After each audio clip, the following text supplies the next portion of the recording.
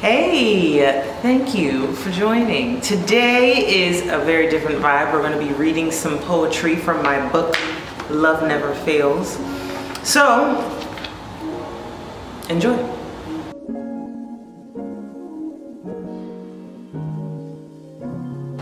So this one is called Falling. We are treading on the edge of disaster, to a place where our minds forget to be our masters. We are slipping through the cracks of pain to a place where our minds are no longer sane. We are descending the hills of deceit to a place where our minds have lost their peace. We are drifting through the clouds of displeasure to a place where our minds long for true treasure. We are drowning in a sea of insanity, a place where our minds have created calamity. We have stumbled upon the fields of love, a place from which our minds refuse to budge. This place that holds our hearts captive, reminding me that my mind can no longer be active. This place that relies solely on emotion, almost making me disregard self-devotion. That was Falling.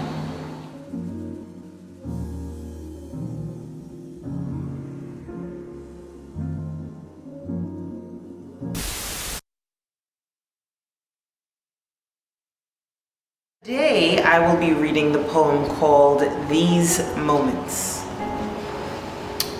These moments, where silence is too loud, but not loud enough to silence the echoes of my memories shattering. Just too loud to create new memories, as it suppresses my intent to welcome the noise. These moments, basking in the remnants of what is left of us. My thoughts suppress my words, making my throat feel tighter.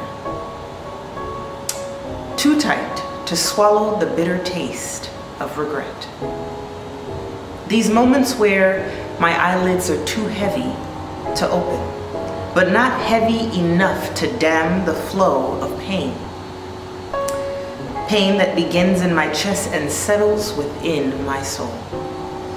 These moments where I am left wanting more from an empty vessel.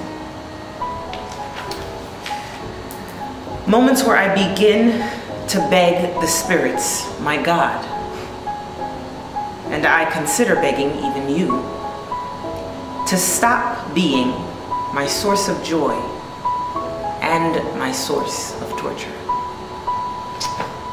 Thank you.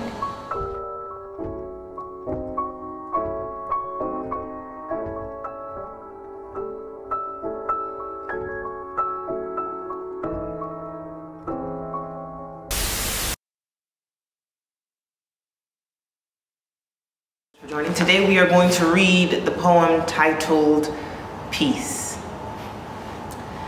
Somebody told me that I have demons, but they only come out when I am dreaming. They lurk behind the shadows of my eyes, waiting to approach me as angels in disguise. They come out to dance with my soul, stilling those thoughts that were out of control. When I open my eyes, they return to their chains, but they create memories, and those, they remain. But don't be alarmed. I am not afraid. I am the creator of this game we've played. What I feel is not a lack of peace, but a strong sense of anger that needs release.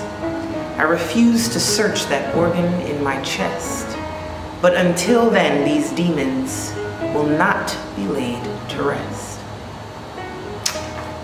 Thank you.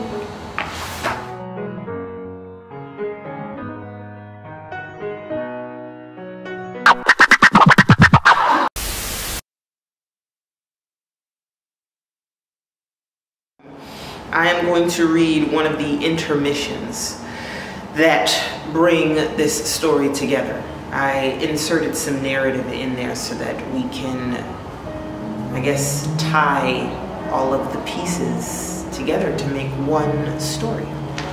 So this is just intermission number 2. Sit back, relax, enjoy. He questions her every move, as lately she utters words that hold an undertone of uncertainty. Her actions, however, are purposeful, as if she has devised a plan, or perhaps she has had a plan all along. Her fingers glide across his chest, but with less angst. Is this just a new level of comfort, or is it the beginning of distance? He asks himself these questions every time his thoughts wander. Is she seeing someone else? No, she wouldn't. Would she? He looks over at her, studying the way her eyebrows pinch when she focuses on something, or the way her eyes crinkle and her cheeks rise every time she laughs. He'll then ask himself, can I live without this? If she decides to leave me, can I be without her? I suppose we'll have to see. Perhaps I'll keep my distance and see what response that warrants. Time does this thing where it comes and goes. It has a tendency to remind you of what has not taken place yet.